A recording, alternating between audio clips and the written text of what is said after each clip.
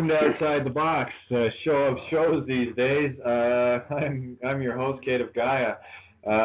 Boy, this is 3 for 3 today, and look at the All-Stars, Peter and Tony.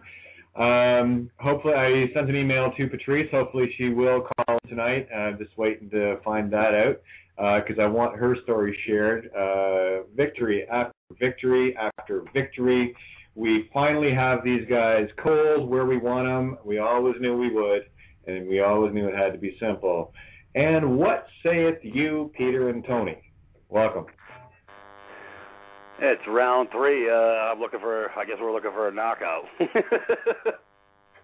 Yeah, well, we had the knockout. We've already been making that well known to everyone. So I just had a comment. Okay. Here we go again. Anyway. It's starting to show just right. You know, hey, Yeah. Did you expect anything different? Yeah, there we go, huh? Didn't take them long, did it?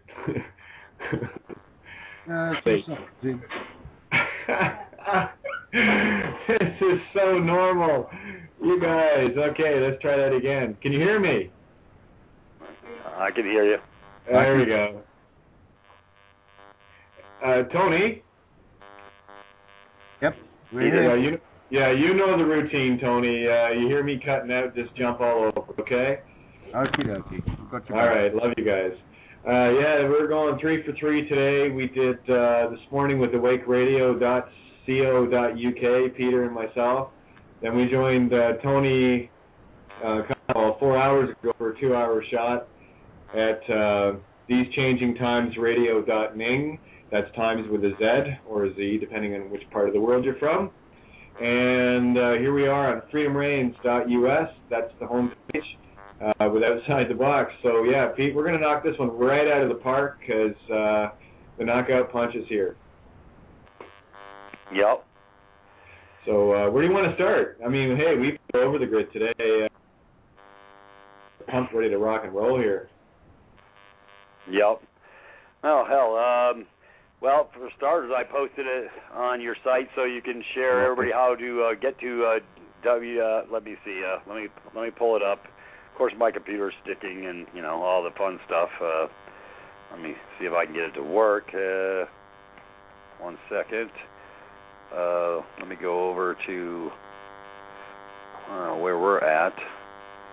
Okay. I know I sent it just a minute ago. I think I sent it off to... Yeah, Santos's box with Diatra, Freedom Reigns, and Tony. The Kaffer.woods at http://kaffer1.com/ and it's a clickable site. It opens right up into Brother Walters, and it's got a plethora of most outstanding information. It's one of the best sites in America, or in the world, I would say, as far as covering this Kaffer issue. If you haven't got, matter of fact, I can't believe it. Brother Jerry, the one I sent you the 15-minute video of, he's on Walter's site now too, because Brother Walter can really take you to the deep end. As far as on the technical end of it, it's sort of like listening to a CPA, because he gets it. It's so right and tight, but it's like watching paint dry. So Brother Jerry's over on his site as well, too, and I posted that 15-minute video earlier in the day. So, matter of fact, I'm going to go ahead and post it at suijuris.me. I've already told Mike I would like to get it posted on our videos page because it's 15 minutes of mind-bending truth that will literally, it'll make you mad, folks. It'll make you mad because they've been playing hide the sausage right before our very eyes. There's over 100 trillion. If you were to add up all the counties in America on how much they have in surplus funds and they're crying poverty, you would be there would probably be public hangings by the morning. Sort of like what the bankers are doing. The $110 trillion sitting in these kitties, in these coffers, and they act like they're broke because they're only showing you one side of the books. They're not showing you the asset side where they say, oh, yeah, well, that's to fund all the retirements, which they're trying to beat people out of that on a regular basis. They're across this nation of ours, they're cutting their pay by 20% just to be and making them happy to be having a good slave job on the slave plantation, and they're screwing their brothers' eyes out, and they've got trillions, folks. I mean, trillions.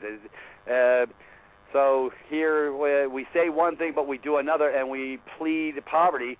But if you kept a second set of books the way they kept a second set of books, you're going to jail under their system.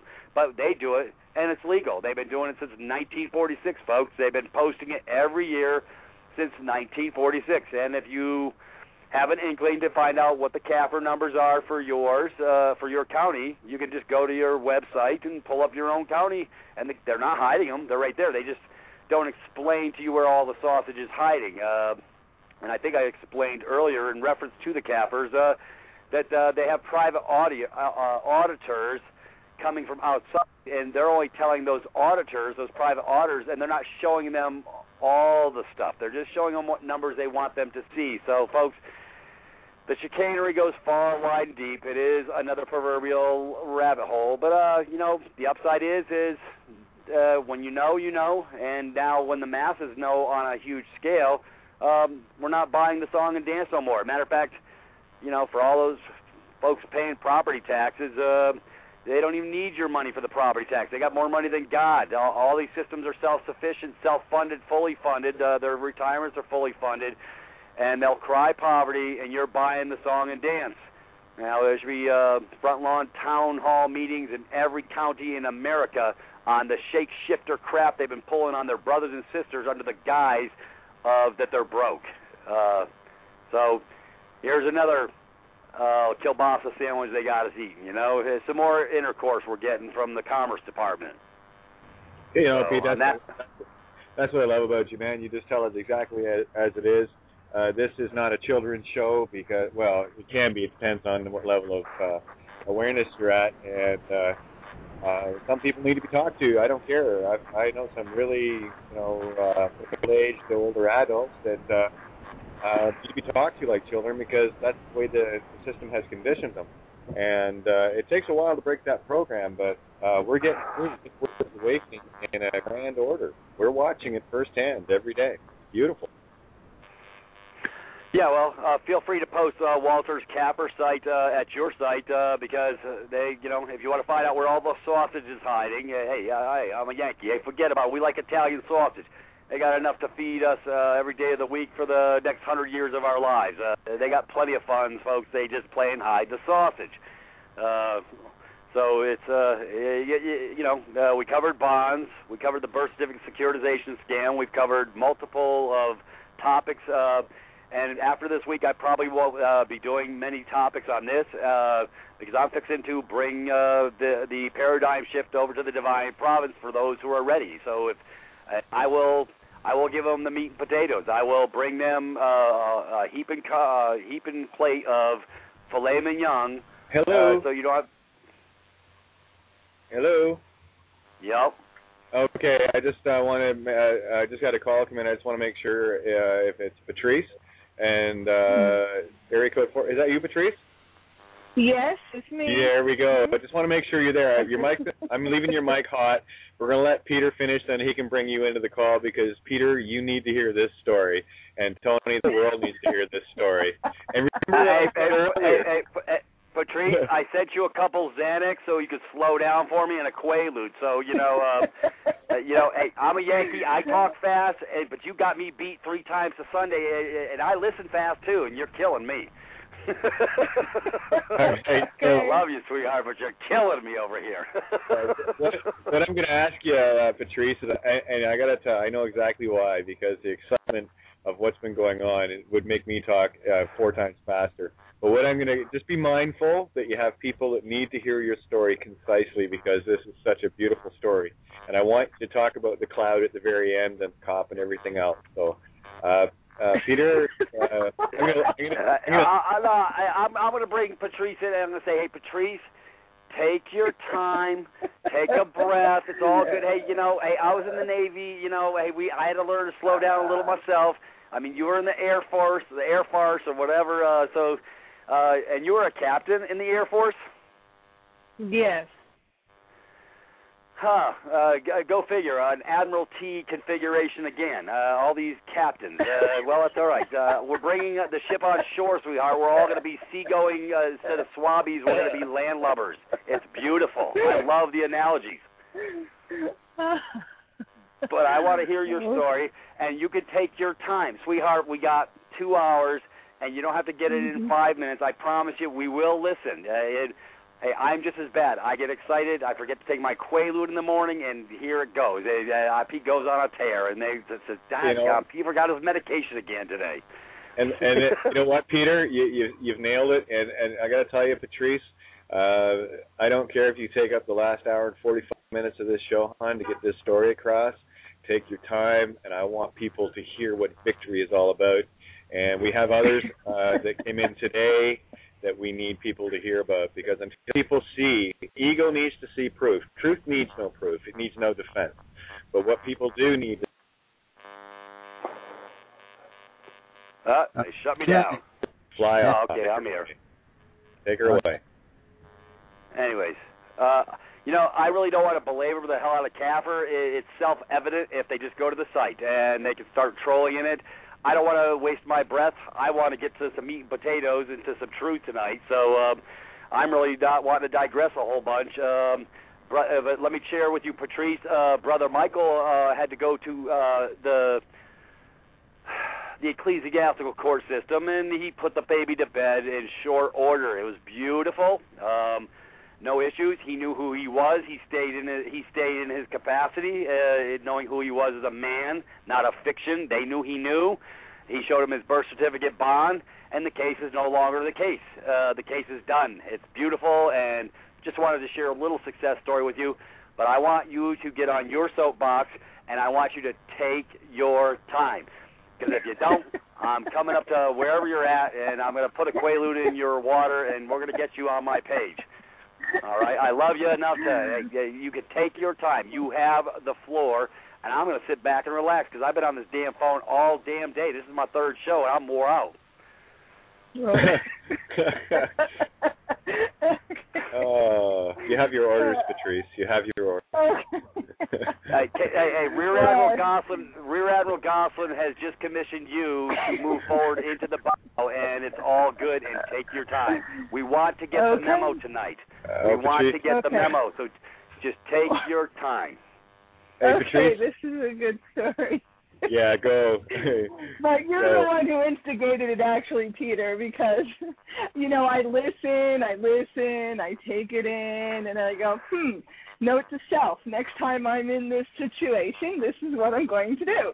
So there were some things, since the seminar, in early September, we're coming up on, I guess, 5 or 6 weeks out since that faithful turning of the corner for a lot of us with the Divine Providence, right? So, as I told you, and you and I didn't really connect, Pete, when we were there, but I told you the day I left, I put the diplomatic ID and the international driver's permit in my wallet and turned the corner and made my copies and noticed people the very next day.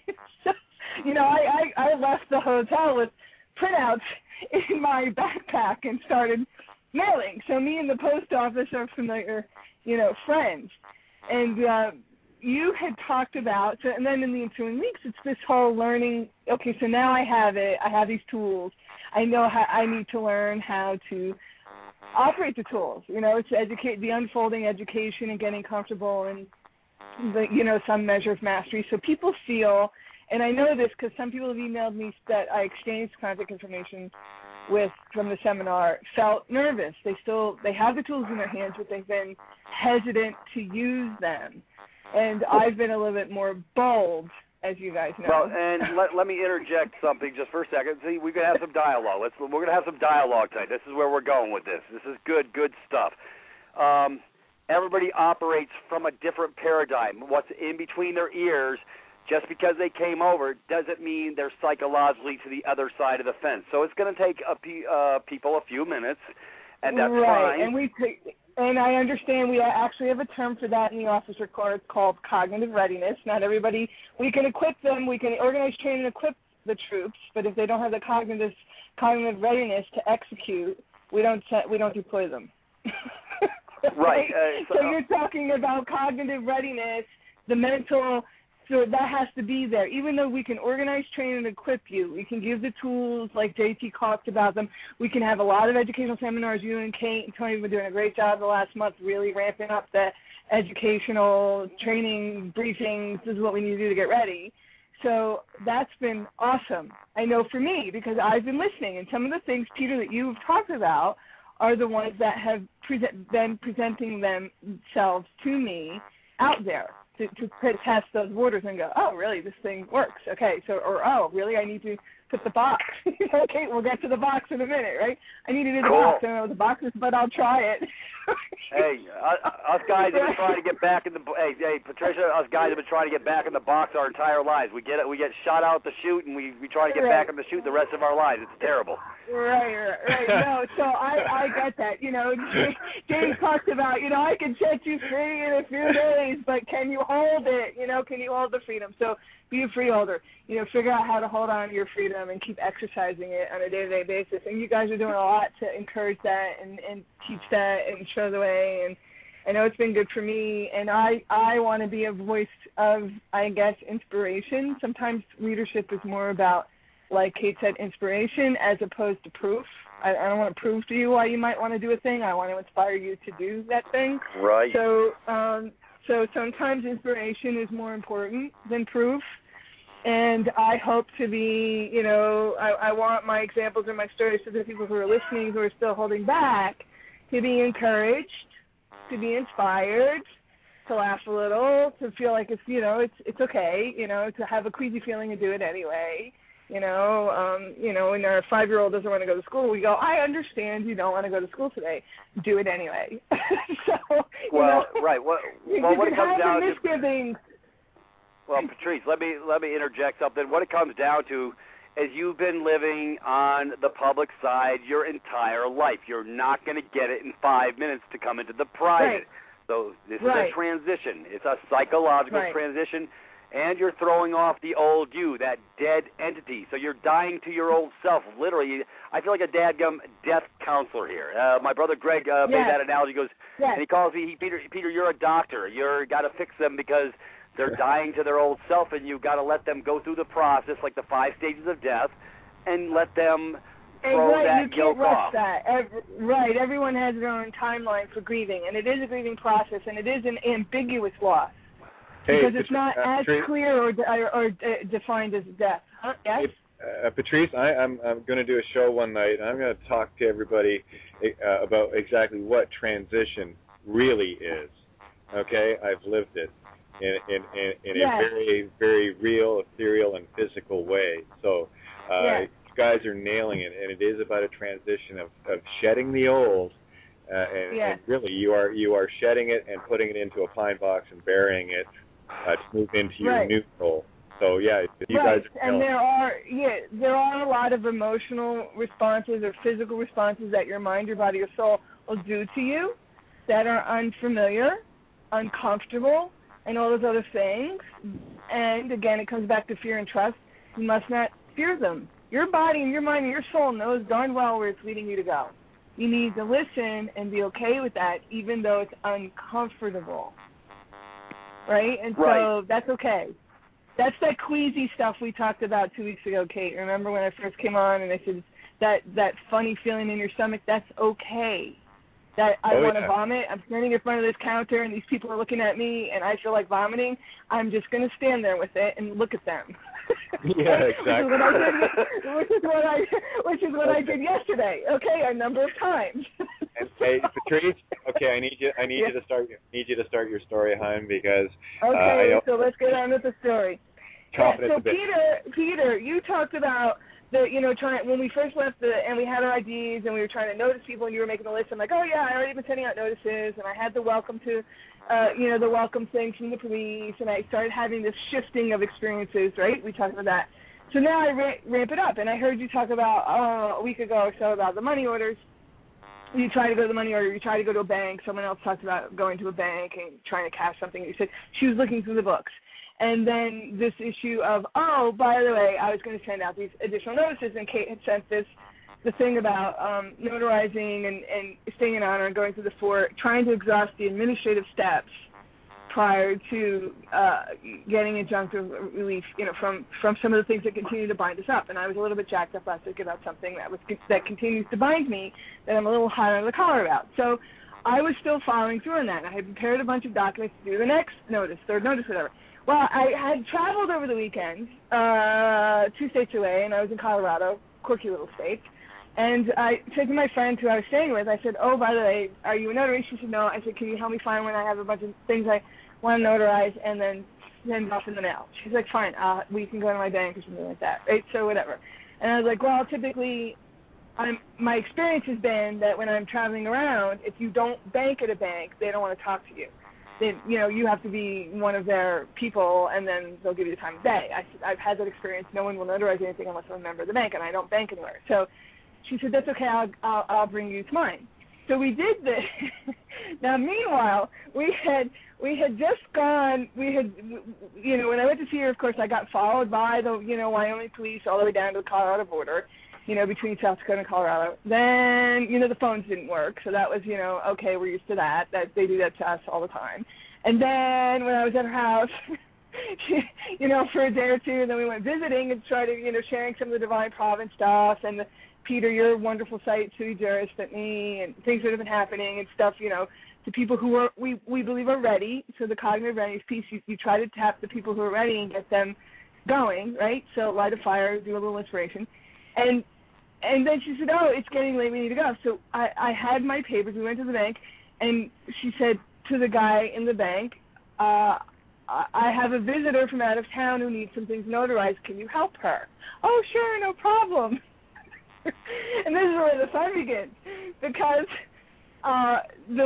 they go in the back, they get the woman who's the notary on duty, whatever, hasn't left for the day, and she comes out, oh, you need a notary, no problem, can I help you? Sit down at the desk, I break out my documents, and I give her, I make one mistake. First of all, I give her the diplomatic ID. I don't give her the driver's permit, which was a mistake, because they look very similar. And I hand her that, and she goes, oh, this doesn't have your signature on it. I can't compare your signature.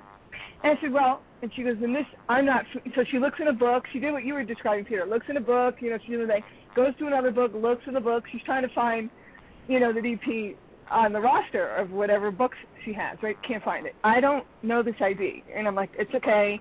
Here's something else where I was previously notarized that has a signature on it. You can compare my signature to this that's also notarized, another document. And she's like, well, no, I don't know that I can accept this ID, blah, blah, blah. I have to make a phone call. I said, be my guest. Go make your phone call. So she she goes to the corner, gets on the phone. I don't know what happens, but she comes back and starts to become extremely nervous and tells me she's waiting for a fax. And then she proceeds to tell me, she goes, well, I'm waiting for a fax to see what I'm allowed to do with you, right? And so then another guy comes over, and he whispers in her ear, as long as it's, he brings her the fax or something like that, and he goes, as long as there's a picture and there's a number, you can take it, right? So she goes, oh, okay. And then she has her fax, and on the fax she's going, oh, these are the top 3 things. It has to be a valid driver's permit. I said, oh, we could fix that. I said, here, let's trade. And I take back the first ID, and I give her the other one, which is the international driver's permit. I said, there, now you have a valid driver's permit. Okay, I'm sorry, I gave you the wrong one. Let's swap. And she goes, oh. And then her hand starts to shake. This woman was in fear mode, total fear mode. I don't know what transpired on the phone, between the phone and the fax and her travels back to the desk. But she was in fear mode. Her hand was shaking. She could barely perform the functions of signing and stamping the documents that I wanted her to notarize.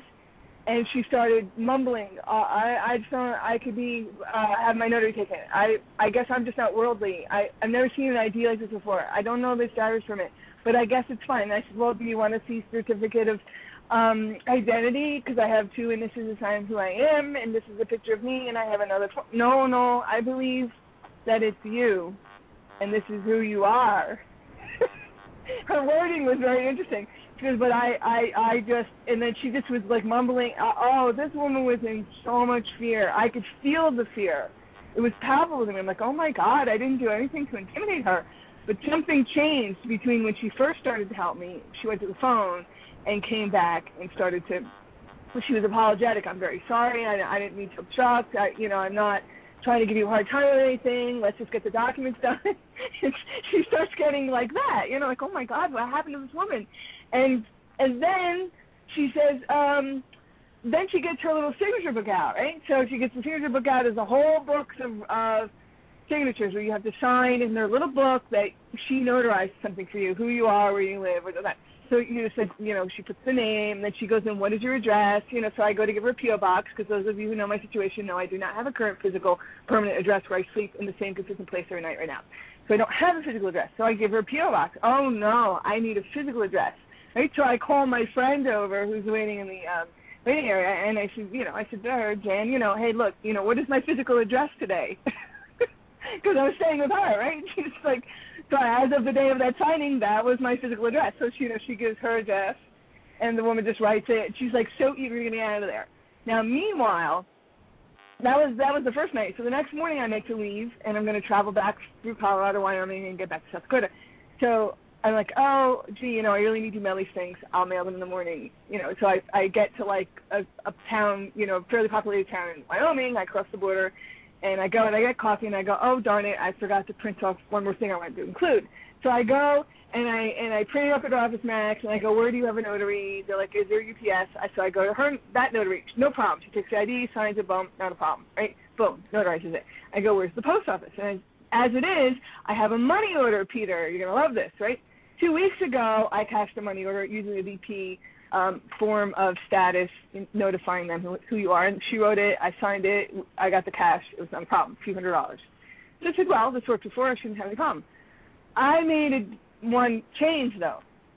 See, when I was at the notary the day before and I signed her book of signatures in the bank, I had remembered Kate saying, always put the box on your signature in. I hadn't trained myself yet to do that. So I said, oh, okay, I need to now, every time I sign something, I need to put a box. So when I did it at the bank with the notary in her little book of signatures, and I got past the physical address problem, she said, I need you to sign. I signed my all lowercase name and then put a nice little blue box around the name. And she didn't say anything. She was eager to close that book, sign my thing, send me a nice thing, and get me out of her bank. Okay, so nothing transpired with that box. Now, next morning, I'm ready to go, and I've got 3 packages I want to mail, express mail envelopes, and I have to pay for the express mailings, right? And then I'm going to get back on the road. So I tell the clerk, Kate's already heard this, so I tell the clerk, oh, I want to use this, I want to cash this money order, $1,500, and then I'll pay for the mailing. So why don't we transcribe the money order first and redeem the money order, and then I'll be able to pay. While you're doing that, I'll finish preparing the express mail envelopes, we'll pay for that, and I'll take the change. And she says, okay. She takes the money order, and she goes, oh, no. And I go, what? She goes, you don't want to walk around with a blank money order. I said, no, I'd like to redeem it right now for the cash. She goes, do you have ID? I need to see ID, right? So I give her the driver's permit, the same as I had done 2 weeks earlier in a different town in a different state. And she says, okay. And so she starts to write on my blank money order the information off the ID. Fine, that's not a problem. And then she turns it over and says, you need to sign it. Well, I was already in my habit yesterday. I'd already conditioned myself that now, from now on, whenever I sign something, I put a box around it. So I signed the same way I did yesterday with the notary, and I signed my all lowercase name, and then I put a box around it, all in blue, right? So, and I give it back to her. Then she proceeds to know, and she goes, oh, I made a mistake. I don't have $300 in my drawer. I can't cash this, right? So she starts getting weird. But I don't know why. I just want to go. I go, well, you have to cash it because now we sold it, and I need to pay. I said, well, just pay out the mailings and give me change. Oh, well, and then she asks the clerk next to her, do you have cash in your drawer? I need cash. He goes, oh, no, I only have $50 because he's listening out of one ear with what's going on. So she goes 2 drawers down to the clerk 2 doors down. Do you have the money? No, I don't have any money either in my drawer. So she tries to tell me that there's no money, that it's too early in the morning, that they only start with $100 in their drawer, and she's unable to redeem the money order. Okay, so I just look at her. I said, I never heard of such a thing. This is a postal money order. You've already filled it in your handwriting. And I said, you need to redeem it and complete the transaction. And she said, well, I'm not able to. I'm going to have to send you next door to the Walmart or something like that. I said, she goes, go to your bank. I said, I'm not from here. I'm traveling through. I don't have a bank account. I said, why don't you escort me to the bank that you believe will redeem it? And if you're not going to redeem it, then you need to come with me and escort me to the bank that will redeem it if the post office is not going to honor its own money order, right? So we're getting into this kind of, the tension now has increased, right? So I said, why don't we focus on mailing the express mails, and we'll come back to the money order. So the money order sits there. We do the express mailings, and then she goes, and I said, you're going to have to help me. I said, if you're telling me you're not going to honor this, then you need to find someone in this town that will, right? So, because you already prepared it in your handwriting, and now you didn't finish the transaction. And so she goes, I'll be right back. And she goes to the back. She's gone for 20 minutes. Right? She's got my ID. She's gone. She comes like, I don't have enough money to redeem your money order. I said, she goes, and I called Walmart. They won't take you. And neither will such and such. And these stores, she called around. So she says she called around. I have no clue. But, I took her face value for that.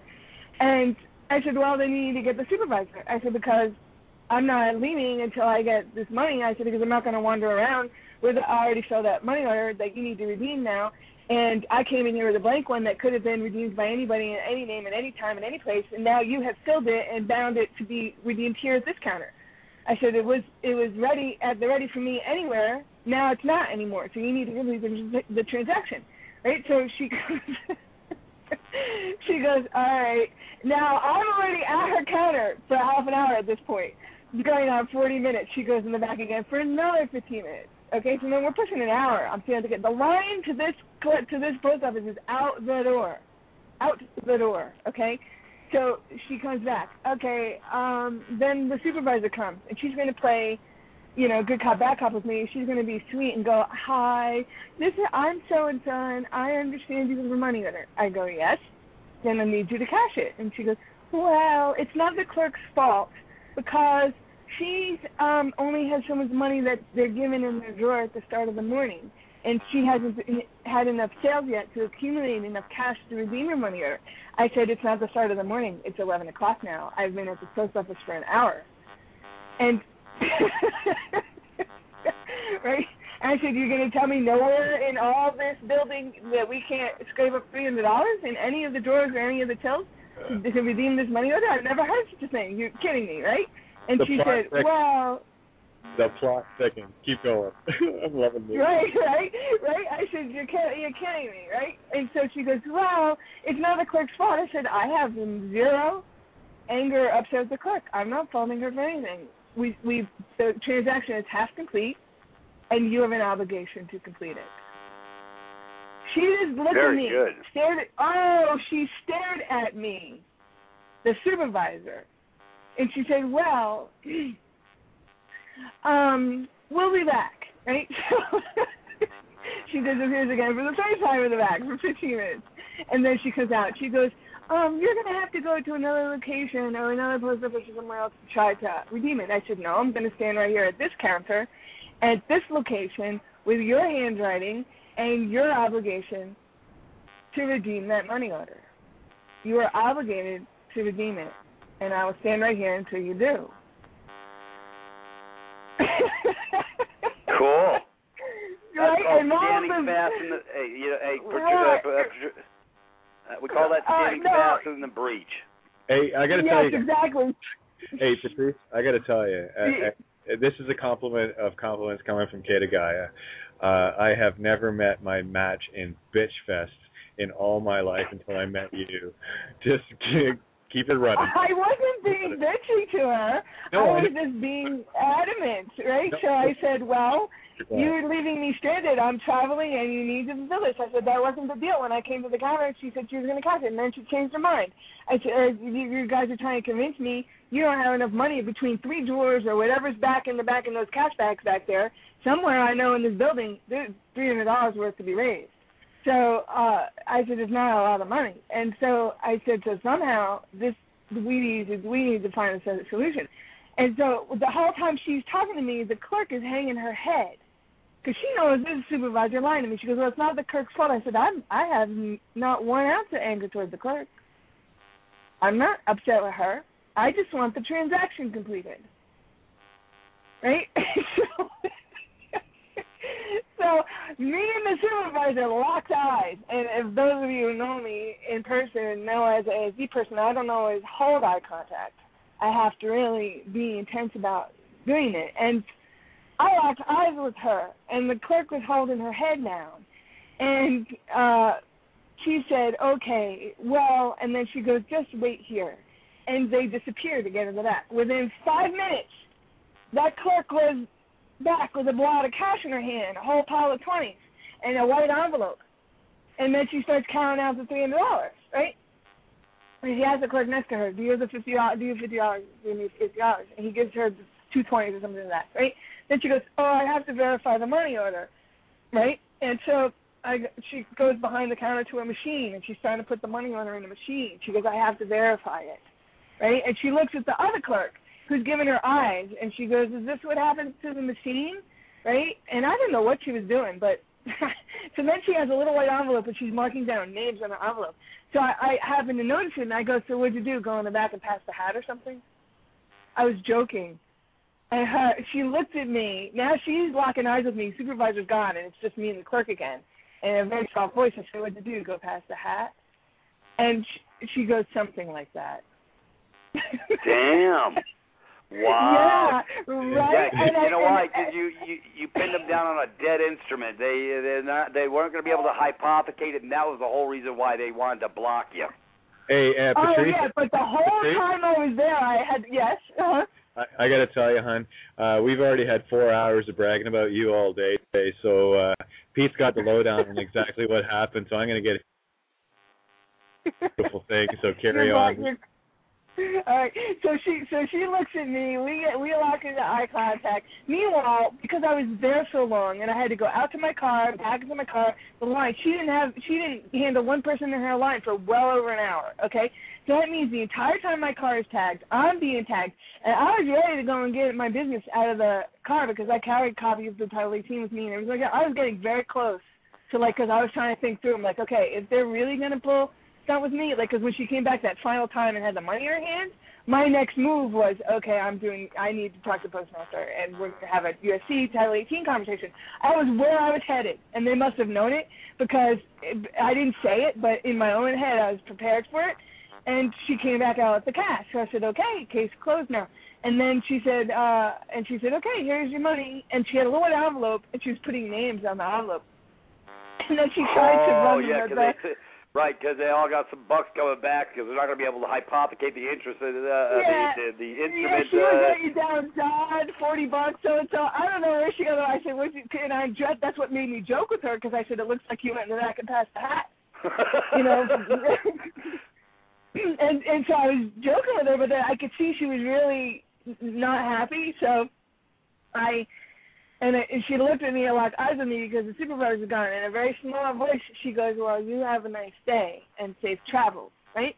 So I said, okay, thank you. And I said, can we dial down the tension now? Are we good? She goes, yeah. I go, that was a lot of tension in a very long hour. She said, yes, I know. I said, are we good? She said, yep. I said, okay, well, you have a nice day, too. Thank you very much for your help. Boom. And that was it. We leave. I leave, right? So, of course, what do you think happens? Do you think that I can leave peacefully and just drive all the way back to South Dakota? No, Patrice, I'm not sure if I missed. I'm not sure if I missed or not. But why don't you? Did you bring up the part where you asked her to check to see if it was valid? Oh, she decided herself. She said, "Oh, I have to run the money order, right?" And before she gives me the cash, she goes, "Oh, one last step." And she turns to this machine, and she goes, "Oh, is the machine broken?" She's talking to the other clerk, I don't know what she was doing with the actual money order. I said, do you need the top back? And she goes, no. And I said, okay. And she goes, I need to verify it. And then she in kind of like a half-hearted show, she tells the other two clerks that are there, she goes, oh, yep, it's real. She makes a little announcement. I'm like, oh, that was a bizarre, commentary to the wind, right? So okay, now, Patrice, before we go on to the next episode, which is just as much fun for everyone, I do want to break didn't I tell you guys this is a shit, man? This is the shit we're talking about. Game on and over. Okay, I'll just give a quick synopsis. When Peter's talking about hypothecating, what he's talking about is when a signature is put on a piece of paper under Section UCC 3-419, what you've done is become an accommodating party, at which point you are loaning your signature to the party, the accommodation party that you're giving it to, and they can do whatever they want to copy that signature to monetize the living snot out of it. And then what Patrice has done by boxing the signature is she's made that a non-negotiable instrument. She killed that money order dead in its tracks. It is now a $300 deficit on the International Monetary Fund to zero, which is a huge deal. It is a worldwide deal. And I don't think people are going to grasp exactly what I'm saying, but I know exactly what she did. So what has happened to that piece of paper that was $300 paid for with fiat debt notes has become a dead piece of paper, and it is fit only for one thing at that point, for the garbage. So I guarantee you the supervisor got everyone to pass the hat. She would pay them back out of her own paycheck when it came in on Friday, which is 2 days from now, to make sure that their $20 they tossed in here and the $40 there, that it would be covered. So what you did was you put a slam dunk into the system. And this is why I'm telling people now that, and I've been saying this for 2 years, if you put a signature on anything, put a box around it, because it lifts it off the paper. It's very critical information. And the reason why the girl did not validate that postal money order was because if she did, she'd throw the system out to $300. And that's why she hesitated, because that paper that she had in her hand was cash. It was done. It was dead. No more creating hypothecation, or as what Peter was saying, no more can that piece of paper be monetized, turn it into tenfold of what it was on the face value. Patrice, in one fell swoop, with one little box, killed $200 of international monetary money. Just like that. Well, okay. yeah, 300 times whatever they would have monetized it to, right? The 100 times over on that. So it would have become. It's multiplied by 9. But it's 9 to the base, and then it's another 9. It's goofy math. It's all it is goofy math. You cost so it would have blown up to like $100,000 or something stupid like that, right? So, yeah, right, okay. And also take note that she never opened her drawer or ran it through the computer. She came from the back with cash in her hand. She did not do anything computer-wise to run that money order and post it. Yeah, what people need to get here, Patrice, what they really need to get from this conversation that we're having, this beautiful conversation, is the power that you wield as an individual. What Patrice did single-handedly was cost the system literally millions in hypothecation money. And the fact that it was not run through the computer, the fact that it was not validated, is all, quote, proof. Yeah, she didn't. I was paying attention to those details, but I just took note, and I said, okay, I got my money, I'm out of here. So then when I was out of there, guess what? You think I was going to be left alone, leaving the post office to drive happily back to where I've been hanging out? No. No, the word was out. And so I started driving through the beautiful Wyoming countryside, and within an hour or so, I passed a nice, big, bright, green, dark Army character on the side of the road, which I recognize as a tactical communications device.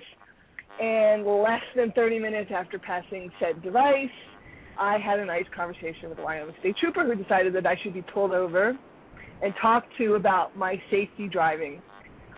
Which by this point, a large, dark, really weird cloud and a lot of tumbleweed winds and high gusts, really pushing the cars everywhere on the highway had drummed up out of nowhere. And I was being pushed over the road. I was really kind of okay, these are mountainous roads. If any of you know the Wyoming Territory, it's up and down and through the hills and all this sort of stuff, right? So here he comes, pulls me over. And, the wind is roaring, and I have my window down. First thing I do with state troopers is I lock the doors. I won't open the doors. I don't open windows. I don't do anything. And I slap my, I usually slap in the old way, so I'm have the old way and the new way. So normally in my old way, I slap my ASD card up in there. I get weirded out with cops and law enforcement and not understanding and being tricked and all this stuff. So I'm hyper vigilant and hypersensitive to that because I've been so exploited. So I usually just put that up and I make them read my disclaimer. I don't even speak. I just I hold it in the window and they have to read it through the window. Once I realize that they are going to be calm with me, I will crack the window an inch or two and speak and talk to them.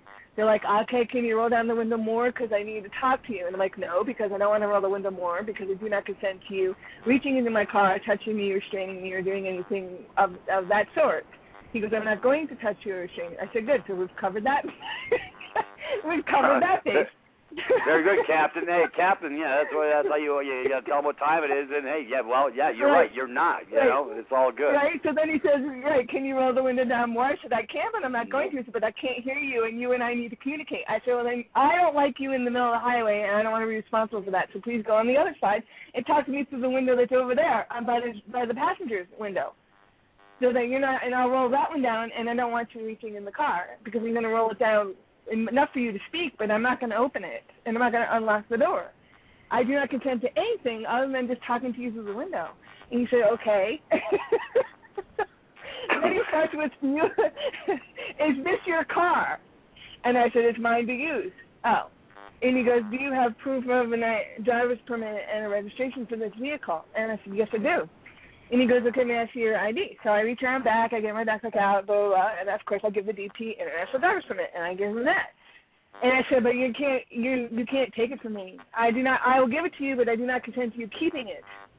You will have to give it back to me, right? And he goes, I will. And I said, fine. I also do not consent to you tricking me into giving it to you and then lying to me that you're going to keep it. Right? Damn. That's good. I love this. I love this. Oh, no. Hey, you know what? Yeah, don't blow smoke. Don't tell me it's raining out and you're gonna blow smoke up my backside. You know. Right. Well, my favorite saying, Peter, is the one: don't point at the sky, and don't pee on my leg and point at the sky and tell me that it's raining. Right. Hey, guys. So, I want to jump in here. What Patrice is wielding right now is what I've infamously called my aluminum pink bat to take the ball out of the park, and she didn't just take it out of the park. She smashed every car windshield in the parking lot over the green monster on this one. Keep going, kiddo. This is just rocking everyone. Yeah, well, but ironically, it's because I've been lied to and tricked so much that I'm just like really hypersensitive to it. I'm not doing it out of any sort of, Powerball knowledge that you seem to possess, and you guys have a command of those details better than I do. I'm just doing it because I'm hypersensitive to being deceived, right? So I said, fine. I said, well, then I'll let you look at it, as long as you're not going to lie to me that you're tricking me to give it to you so that you can walk away. He says, no, I'm not going to trick you either. I said, fine. So then I gave him the idea. I let him look at it. Then he said, do you have a registration? And I said, yes, I do. And he said, may I see it? I said, I'll show it to you so you can see it. So I pull it out and I hold it up in the car so you can see something. He goes, no, I need to touch it. I said, no, you don't need to touch it. You said you wanted to see it. And I'm not playing a game with you. Yeah, you don't see with your fingers, you see with your eyes, bozo. You know what the hell? Right, I said, I'm not playing a game with you. I said, but this is another thing where we're starting a new negotiation because you already got my ID. Now you want to take the registration. I said, but if you want to touch it so you can read it closer because you can't see it from where I'm holding it, that's one thing. I said, but I do not consent to you walking away from the vehicle with it. You can look at it and see it, and I'm going to put it right back. And he said, okay, that's fine. I said, and I do not consent to being tricked on this one either. So he said, fine. So I handed him the registration slip through the window right across the passenger's seat, and enough for him to stick his hand in. I only had the window open wide enough for him to stick, up to like his wrist in, right? So like he can stick his hand in and get the papers for me, but that's about it, right? So. And so he stands there and he reads it, and then he pushes it back through the window opening. It says okay, and I put it. Yeah, oh no, I'm like really adamant about these things. So then I put it back in the box. I said, "Are you satisfied?" Yes. And he said, "Well," he goes, "Do you know why I was pulling you over?" I said, "No, because He said, you were driving 85 and a 75, which of course they have to pick the maximum because I don't speed. I have an incredibly clean record. And even if I do, I stay within 5 or 7 miles of the limit because I know 10 is their maximum before they say they can trap you for speeding, right? So I would never go. Oh, if it was 65, I won't go past 75. If it's 70, I'm not gonna go past 80. So like, I already know this, right? So he picks the maximum. You were going 85 into 75, and I said I was being pushed around by the wind, by the black menacing stuff. And he goes, yes, I know. I was being pushed too. I said, pushed badly into the truck with the sign. You know the blank signs you guys are putting up on the highways? And he goes, yeah. I said, well, there was a truck with the sign. I was being pushed into him, so I accelerated to get away, and there you were. That's why you caught me at 85. Not because it's going to be speeding. He goes, it's not safe to speed. I said, I know. And so he goes, well, I need to verify you. I said, you can verify me. Take that card and go verify me all you want. Or call the number on the back. Do whatever you want. I said, but then you need to give it back, and we'll go from there. And so he said, okay. He goes, will you just sit here quietly, please, so I can go back to my car? I said, hey, yes. Patrice. Yes. Do you know why I call it the pink aluminum bat? Because that's the sound an aluminum bat makes when you rattle off the back of someone's head that needs it. Pink. Get it? Okay, no, there you go. He was being very friendly. He didn't antagonize me. Nope. Yeah, so like I got past all the obstacles first with my ASD card. I said, if you want to, you can call the first responder thing on that. He said, I don't need to. I get it. Then when he went around the other side of the car, we went through all the machinations of I do not consent to being tricked.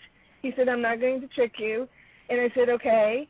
Then when he said, can I go to my car with your ID and check on your status? I said, fine. So meanwhile, he had given up on the insurance thing because originally he'd asked me for a driver's license, insurance, registration, all that stuff. And I never even really pulled the insurance card out, but I do have the insurance. And I said, do you want it? He just looked at me. He didn't even answer. And I said, fine. So I put it back. And if he's not going to answer, then I'm not going to give it, right? So then he took the ID and went to his car, of course. Well, now I have no clue what he was doing in his car. He took me 5, 7, 8 minutes, something like that, less than 10, somewhere between 5 and 10 minutes. And then he comes up again to the side, quietly, calmly. He knows I'm watching him through the mirror, but so then he comes up to the window and he gives me the same Officer Smith Cheshire Cat smile that I got from the welcome committee after the seminar in September. So he comes up with this Cheshire Cat smile, and he locks eye contact with me like the supervisor did in the post office, because there's another detail that I realized about the post office that I forgot, that I didn't realize when I told you the story first. There's a detail that I figured out today when I was post-processing. So he gives me to lock my eyes, and he says, I would like to give you a warning and ask you to drive more safely. I said, okay. He goes, I'm not going to give you a ticket. I said, okay. And he goes, but I want to give you a warning. I said, okay. On the blue paper? He said, yes. I said, that's fine. So so he goes, I'm going to give you, right? Like, so we're having this, like, little polite conversation, right? He goes, but I need to ask you a question. Do you know the speed limit on our roads? And I said, yes, it's 75. And you already said that you were accusing me of going 85 in the 75. He says, that's correct.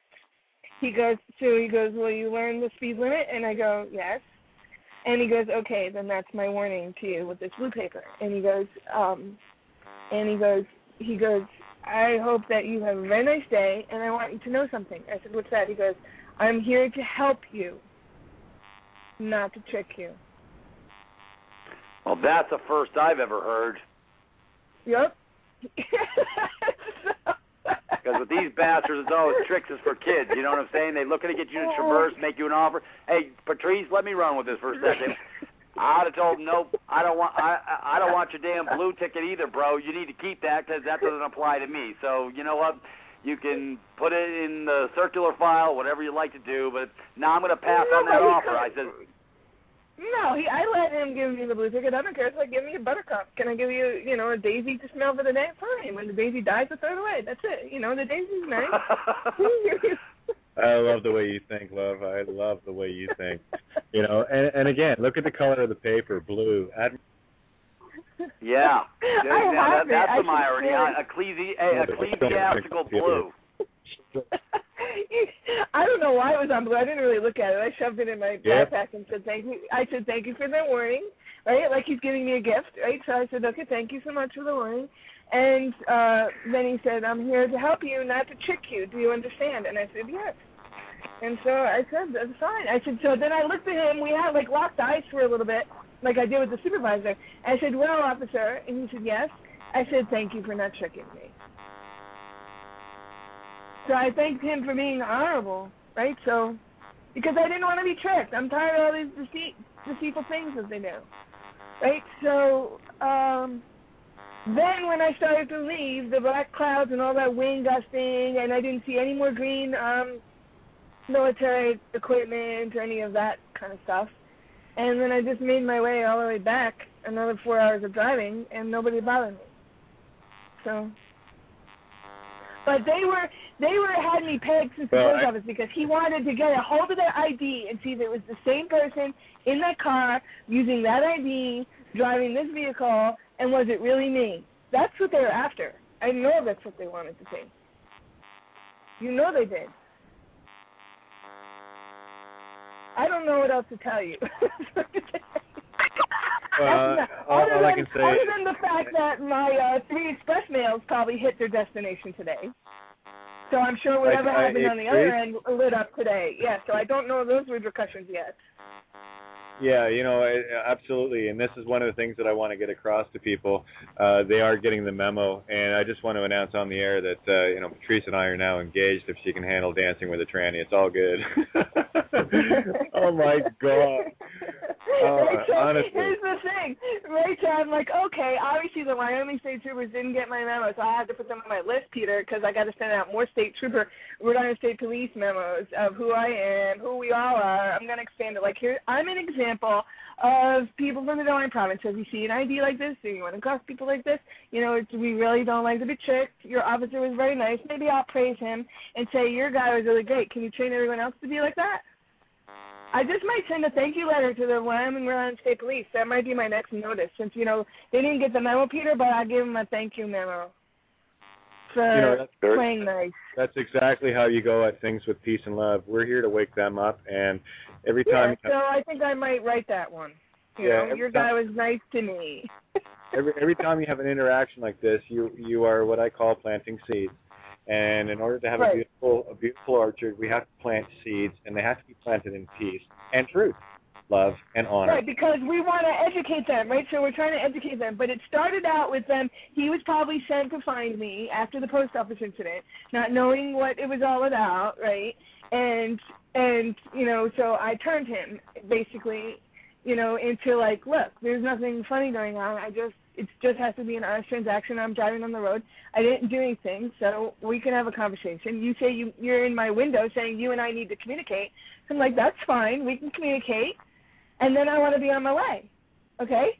So I guess I'll write the memo that says your guy is doing a real good job communicating. I don't know. I think so. I think you're doing a great job. That's just me, though,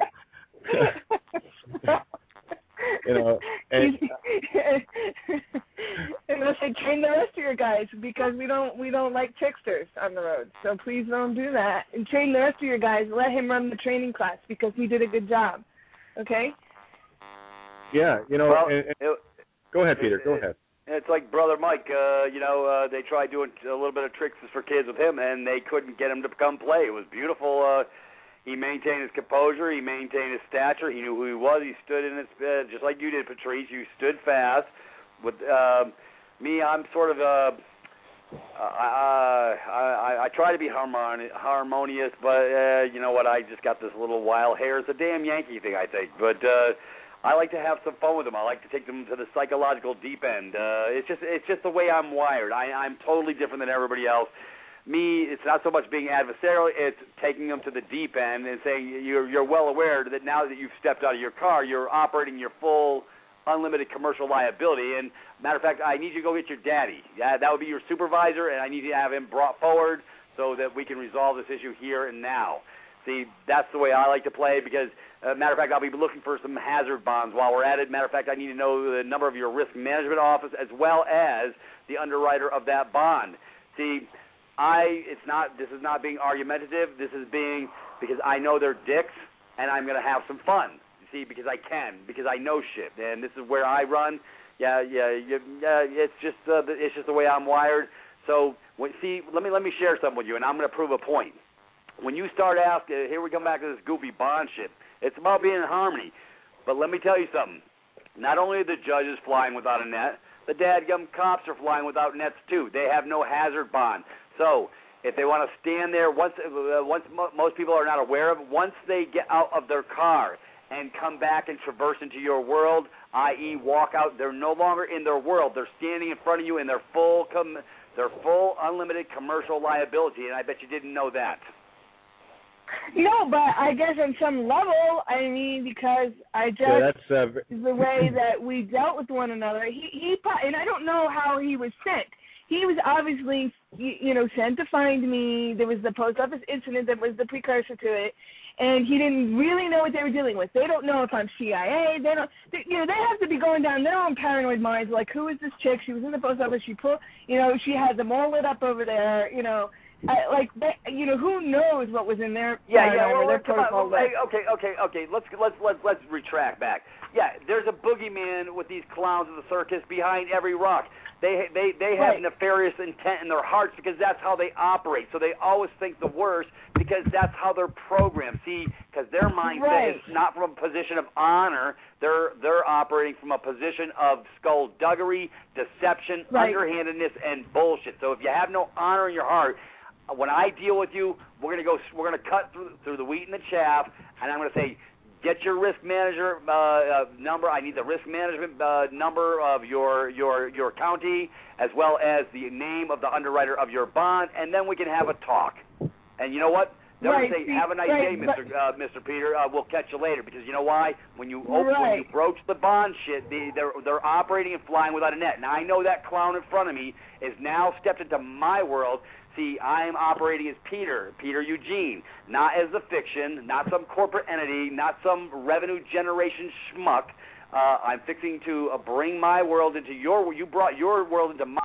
Now you're standing on my ground. I'm in the divine process. I'm operating in a free, unlimited commercial liability capacity as a free man. Once you step out your car, you come to my window, you are now operating in the same capacity. You just didn't get the memo, but I'm going to give you the memo as we speak. You can ask for anything you want, and I'll be glad to give you whatever you want. I'm going to go in harmony, sweetheart. But first, I'm going to need to see the name of the underwriter of your bond, the name of the risk management company, and your supervisor's name. That's all I'm going to be asking for. I must have startled him, though, Peter, because he must have been prepped to expect something more after the episode in the post office. But I must have startled him with being just so disarming on him, and so he probably was prepared for a lot more where I was at because the tension in the post office was very high. I'm here to tell you, the chick in the bank was all fear. And the episode of the post office was all major, big-time tension going on. Behind the scenes, back and forth. There was a lot of machinations in the post office. Yep. Good. Guys, I just want to jump in here for a second because you guys are hitting on a beautiful idea here, a concept rather. One of the things, and people have got to understand that these guys are trained you mentioned words like sovereign or sovereign citizen or free man or any of this crap. These guys are trained to pounce. And when they come across a peaceful entity, which we always are, I mean, regardless of what they want to tag on free people, we're always peaceful. At least the ones I know are. And it's very unnerving for them because what they run into immediately is a short out in the program because what they're expecting and what they've been trained to expect is some, a militia. A belligerent. They're looking for a belligerent. Yeah, exactly, Peter. That was my word too. Yep. Yeah, we don't fall under the law of occupation here because well, Kate, they may consider me a belligerent, but I'm not a belligerent. I'm just asking for the dadgum bond because he's operating his full commercial unlimited liability. I got to see the bond. That's all it comes down to for me. Because if you're going to play in my sandbox, you better have a freaking bond so I can lien something if I have to go there. If I become damaged. It's like this, when any of my friends ever sit around and you want to play some poker, well, sure, well, I want to see the money on the table. Right. If you're gonna raise my busted flesh, I'm gonna bluff you. My money's on the table there, and if I go down, it's because my bluff got called, and that's what calling the bonds bluff is all about. And this is where we stop it before it goes to court, because as soon as you're in their church, and that's what court is, it's a church. One, you're under a magistrate or a justice of the peace or whatever the hell you want to call these guys. They're all, funny-looking dressed people, and they're dumbed down more than we are. The judge that I'm after now is the mayor of every city or municipality or borough, which includes counties, etc. And anything that happens within their jurisdiction, they're liable for. And this is why, every judge, here I'll just say that here in Canada, I'm originally from Ireland, but here in Canada, they think that you don't elect judges, but actually you do. They're called mayors. And then the mayor appoints proxy, the judge, the chief magistrate of the city, appoints their proxies in a circuit as they travel around. But as soon as they enter the city limits, that judge / mayor / CEO of the city corporation is fully liable and responsible and accountable for all the actions of the officers, be they officers of the court or officers driving around in cruisers pretending to be Navy boys.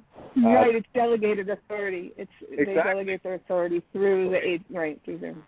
In this case, guys, shit does roll uphill, and that's why I'm not going to waste my time trying to deal with corporals when I can go right after them, after the admirals, because the truth of the matter is, every mayor of every city of this planet is actually an alderman for the Lord Mayor of the City of London, who is the king of the world in terms of judges.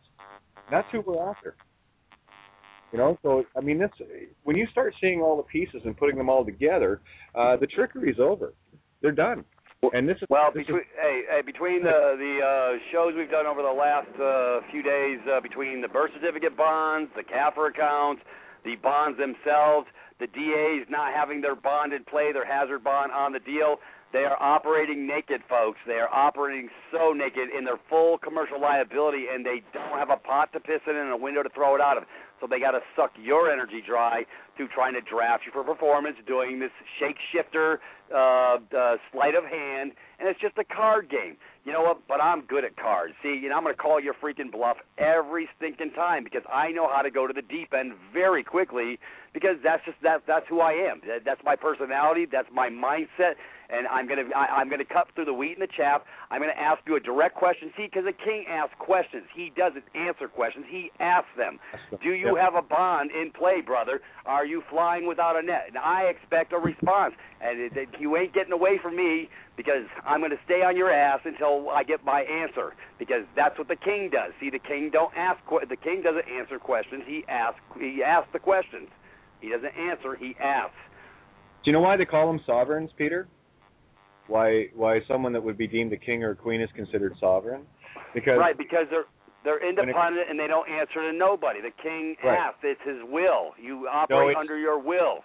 Yeah, well, okay, that's that. But I'll make it even simpler for people because it falls into the 10 commercial maxims, of which they all fall under. We all do. And what it is, one of the maxims states it very clearly that truth is sovereign. So when a king speaks, the reason why they call them sovereigns, the king is supposed to have and know the truth. And that's why I am not a sovereign. I am simply a truth seeker.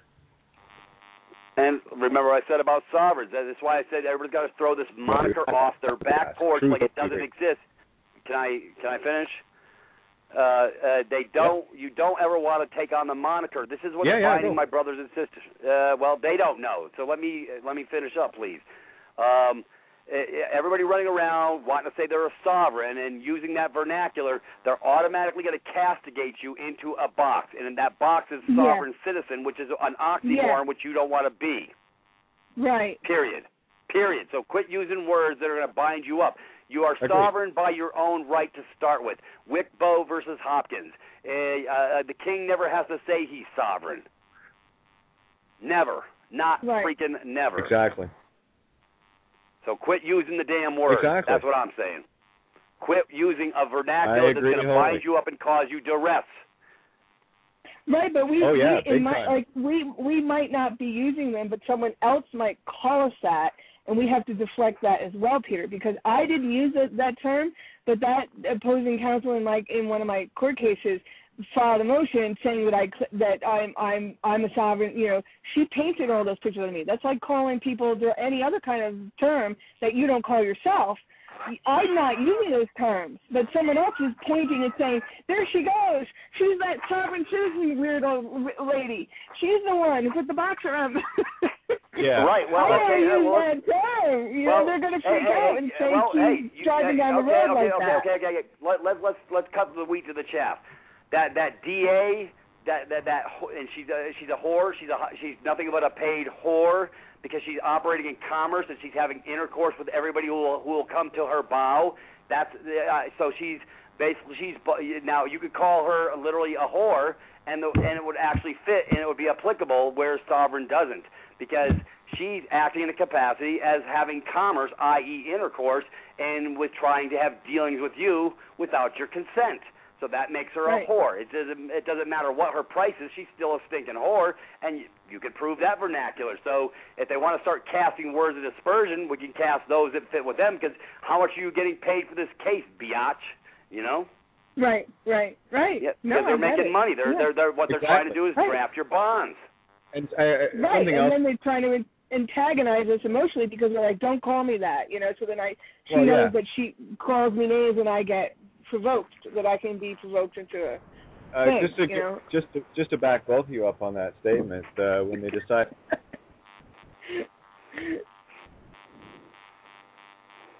you're gone, Kate. You're breaking up or you're gone. I don't know. You're not speaking. Hello. I'm here. Can you hear me? Now I do. Yeah. Okay. Anyway, when I was kidnapped for that 28 days. In solitary confinement, one of the things that made me laugh, and I'm looking at it, and I made it very clear, is why are you putting sovereign/free man on the land crap on that document? I'm neither of those. And one of the things, and this is what I need people to understand, some of the things they listed underneath it were will be troublesome when asking simple questions and blah, blah, blah. So what they've done is they're painting the people around you with this false knowledge to make you look like a belligerent already. So lose the term. Right, painting the picture. Yeah, right, painting the picture. Right. Lose the terms, guys. Well, like in the 1950s Southern America, and they go back to the Greeks. This is totally defeat. Right, exactly. In the 1950s Southern America, the town store was robbed, and so here comes a black guy. He's walking home. That's the only reason I brought it up. He doesn't have his own car. There goes the black guy. He must have done it, right? Why? Because he's walking down the street. He didn't do anything. Right. People will just name it out and call like, oh, there goes the sovereign weirdos. They cause trouble in the town. Go get them. We didn't do anything. Right. They're looking for some victims because they have nothing better to do with their sorry-ass lives because they operate from bad intent. They have no honor. And they're uneducated. They have no honor. They're uneducated. They're ignorant. And see, that's what I was asking both the supervisor clerk at the post office and the state trooper was to commit to being honorable with me in your transaction. You are obligated to honor this postal money order. I'm asking you directly, that I do not consent to be tricked. Are you going to trick me? I'm asking him before he even tries to trick. So if he pulls a trick, he's automatically in dishonor. Like, don't walk away with my document because I will give it to you, but I don't consent to you walking away with it. It seems like a simple thing, but I held him to it. And people are like, well, why does that matter? It matters completely. It matters. Oh, it totally does. And just letting Diak, if you're listening, if you can get onto the board and screen the callers for me ahead of time. We do have a couple of callers that have called in. I do not want to interrupt the flow of this show. So if you're a pediatrician, just tag me on Skype and let me know. If you can go to the board and check screen for calls, that would be awesome. We can take questions, Kate, if there's somebody that has a question. Okay, Well, let's do that. And yeah, I've been bumped off the board only 3 times tonight, better than the 50 the other night. Okay, so I'm gonna go to the caller that's been on for the last hour, listening in intently. I'm sure everyone's riveted to this call. I can guarantee you that. It's beautiful. So I'm going to go to area code 920. First 3 numbers 265. I'm going to make your mic hot. You are live now. So caller from area code 920-265. You're calling outside the box. Questions or comments? Hello. Hello. I guess someone's just tuned in and listening. So I'll mute that back. If there's one other caller, I'll check with for you guys. Just give me a second here. Okay, area code 401, first 3 numbers 782. Your mic is hot. Well, sort of. I'm trying to get there. Okay, it's hot now. Caller from 401, area code 782, first 3 numbers. Questions or comments outside the box? You're on the air. Well, you were. Hello? There you are. Oh, there she is. Hi, Patrice. It's Glow. Oh, that's a. I believe you now, because everything was just like boom, boom, boom today. I don't know what the hell happened. Gloria. Yeah, oh my God, happened, I don't want to know. Kate, I actually, when I got back after the whole state trooper thing and travel back, I actually tried to talk to Gloria, and she lives in Rhode Island. All the phones were out in Rhode Island at that time. They all went offline. Like what big time, like in the news. Yeah. And then, as if that wasn't enough, there was an earthquake that hit Maine and trickled down into New Hampshire and Rhode Island to shake everybody. All last week. I'm not joking. Tell her, Gloria. Oh, it's awful. It's awful here. It's so scary. It is so scary. I'm afraid they're just gonna like snuff me. Nah, not gonna happen. Not gonna happen, love. Oh God, that's what people have told me of. But it's I'm this little tiny thing, and it's like But anyway, Patrice and I have known each other for a long time, and I believe her now. Everything that you guys are talking about, because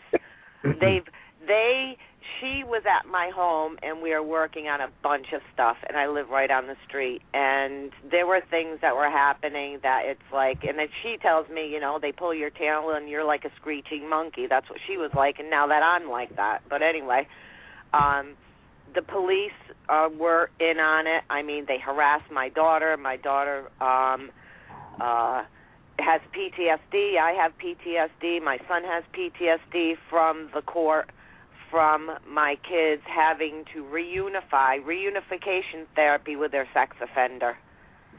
Wow. It was court ordered, and the cops were in on it. After all this, my daughter had to be institutionalized 2 times for breakdowns. Yeah, that's typical, Gloria. That's typical of the system. They want to keep people down, keep them in fear. Terrorized, in fear. Yeah. But I came around, and my daughter's.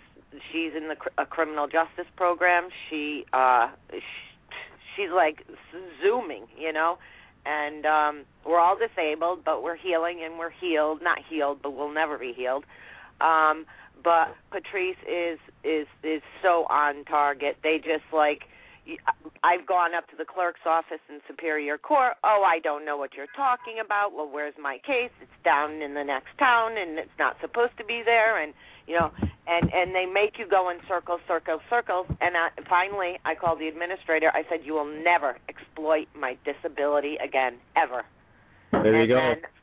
And then by someone helping me, asked for an administrative hearing and put not my return address on it, another court's address on it, and then sent it express mail, got the delivery, the time, the person who signed it, and I called today and I said, well, who's this character so-and-so? It's not on the employee list for the state of employees working for the courts. I said, so who's signing your mail? I'm like, oh, my God. But in the next conversation, I said, I want to know where that envelope is, if the judge got it, and I would like to know by the end of this afternoon. I said, you will not exploit my disability ever again. Well, lo and behold, I get a phone call back from the administrator, the top clerk guy, And he said, well, the judge is making an appointment, and she wants you up here at 9:30, next Thursday morning for a status hearing. I said, thank you very much, just like that. And I'm like, I got off the phone, and I called Pete, and I'm like, oh, my God, shit's hitting the fan, But, oh, it's unbelievable. I have court, because my daughter's disabled, I'm petitioning the court because the court is the one that made her disabled. Now she's turning 18 years old, and there's a law in Rhode Island. It says if your child is 18, and you can petition the court to continue child support until she's 21, or whatever the court deems necessary. So she has Office of Rehabilitation Services through the state of Rhode Island. She gets $15,000 a year tuition to go out of state to college. They delivered a freaking laptop to my door for her, all of the Dragon Reader stuff so she can use it when she's off to college in a different state. And now I subpoenaed that entity. The general counsel's coming down on my daughter's behalf, and it's just amazing how things are turning now, and I think I know why, and I'm just grateful. That's all, because of a good friend. Exactly. Have her on. Yeah. And I'm like, she's a good study. She's a good study. When I encourage her to do things, and she does it. All right. Hey, Gloria. Gloria. I'm a screeching monkey because I'm still in this freaking police state. Okay, Gloria, I'm gonna leave your mic hot. I've got one other caller here. I'm gonna ask for questions and comments. I'm gonna leave your mic hot.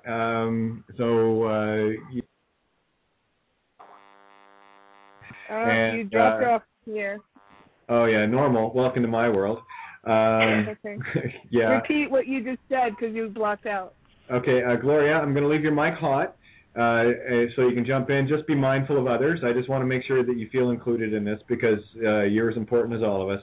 So I'm going to bring in the next caller in, area code 973. First three numbers, 373. I'm making your mic hot. So any questions or comments for our wonderful guests or myself on Outside the Box as soon as it decides to work here. So area code 973, 373. You are on the air. Questions or comments? Yeah, hello? Hello. Hello. Yeah, this is Mark from Jersey. Hey, Mark from Jersey. How are you? Good. Hey, forget about it. Hey, we don't have no more. We got no room for sauce in the coffee. Hey, forget about it. Yeah. What you talking about? Hey, what's up, bro? How you doing? All right, that's my brother Marcus. Hey, I know everybody now. Yeah. How you doing, Pete? I'm doing great, brother. Just trying to keep this, trying to make the ship go aground so we can all be landlubbers. Oh man, I was listening to the call tonight, because I was communicating with Pete earlier because I heard you guys' last broadcast, and a lot of the things that you guys are talking about, I have heard before, maybe in passing, but not in such great detail as you deal with them here. Like, for example, the hypothecation.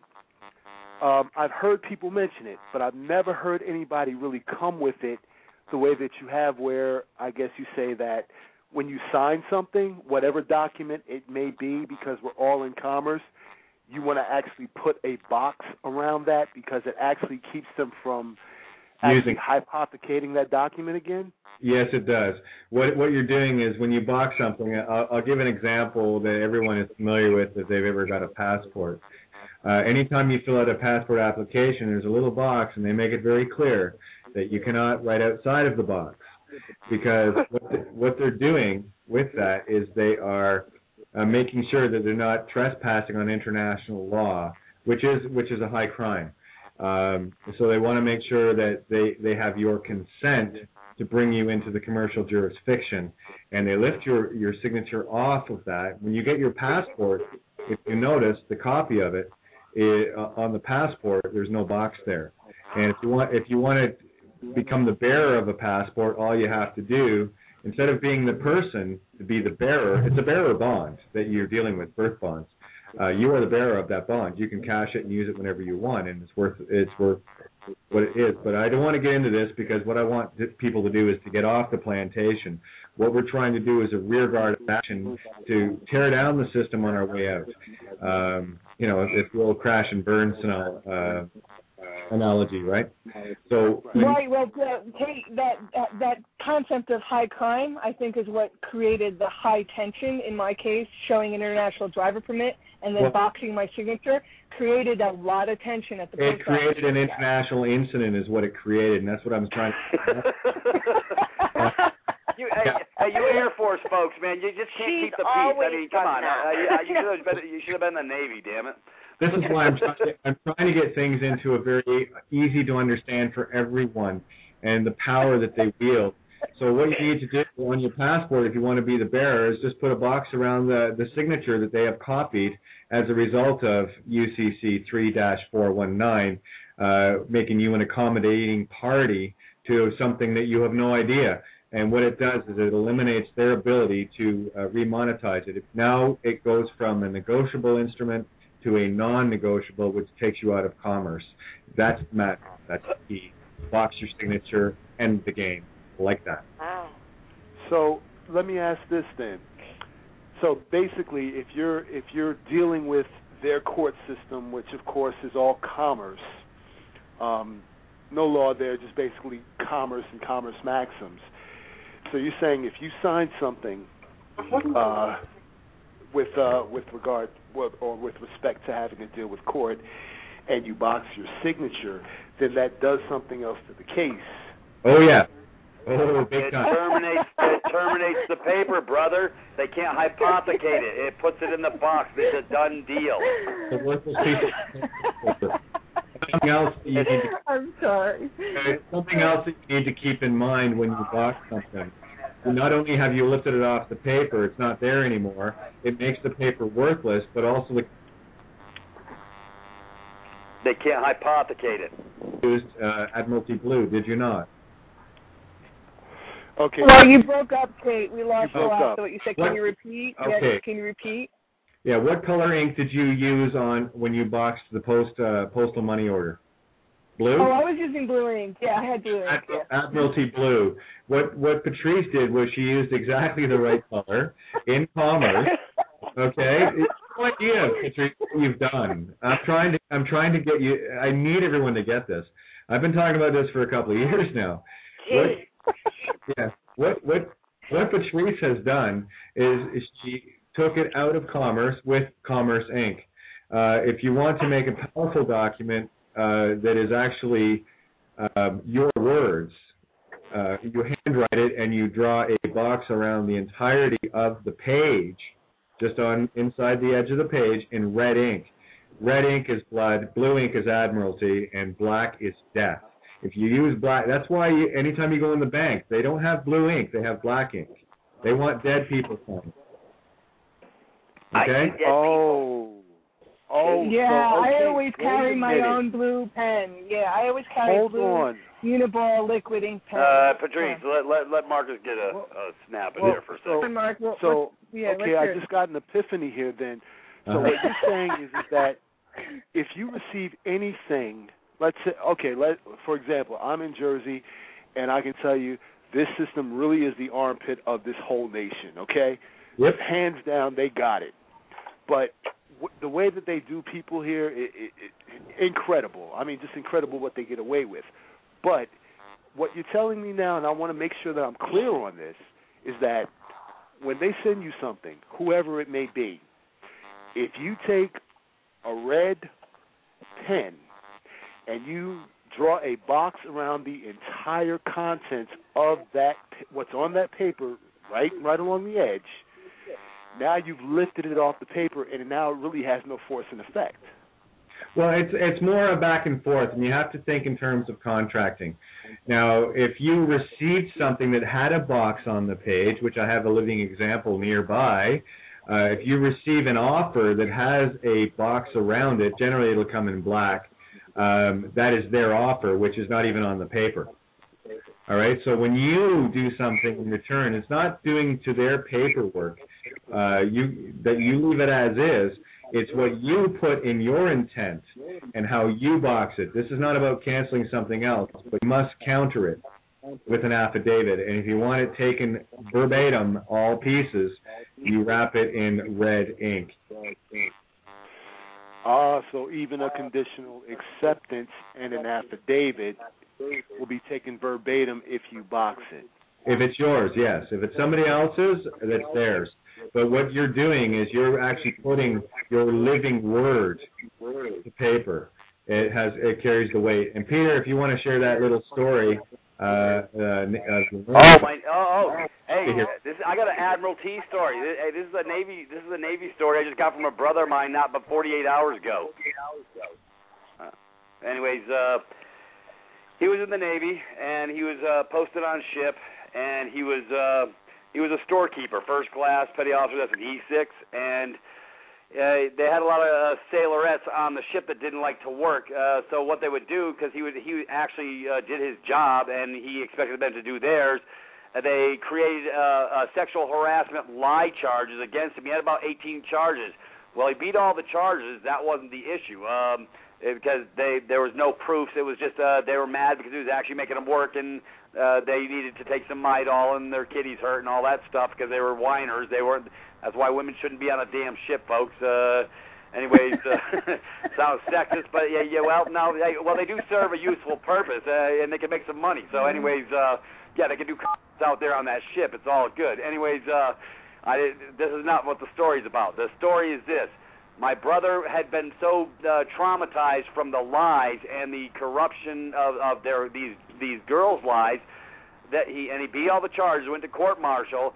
And he said, how do I get off the ship? Because he says, my name is besmirched, and it's been bastardized, and, you know what, this is just so wrong.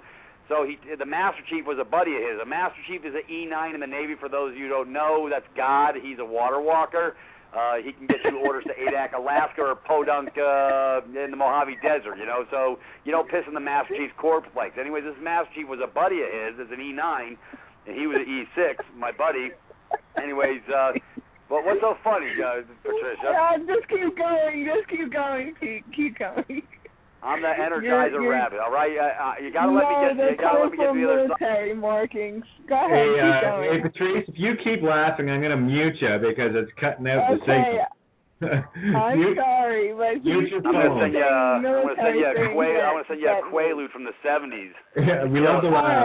Right, Peter, before you go on, I just want to let Gloria know I had to mute the mic because we're getting a bit of feedback from it. So don't be offended, Marcus. You're still hot because you're interacting here. So Peter, carry on. All right. Anyways, so he got the charges beat and all that. And he was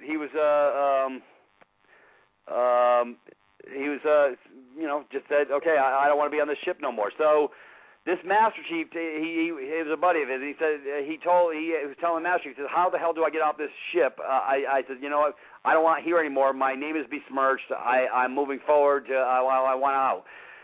The Master Chief said, you write up your chit. Okay, in the Navy, we have what's called a chit, C-H-I-T, not S-H-I-T, but C-H-I-T.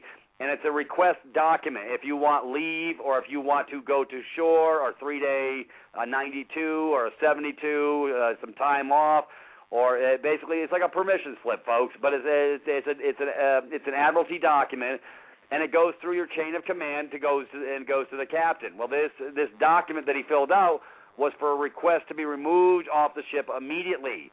And, well, he had to go through his OIC and his document, his department heads and all this other stuff, and it didn't. And they have these little boxes to the right, either approved or disapproved. Even if it went through all your chain of command and every one of them signed approved, the captain can still disapprove your request.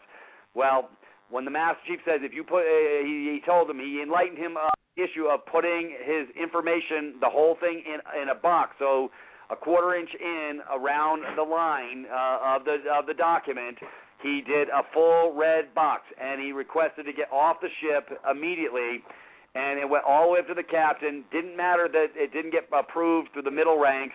It went to the captain, and it was a mandatory request that had to be honored, and it was all in the box.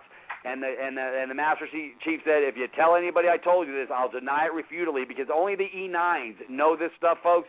I mean, this Master Chief, matter of fact, when my brother was talking to some of the other chiefs and E6s and E7s, they were saying, how the hell did you know to put that stuff in the box? He goes, they haven't talked about this stuff for 40 years.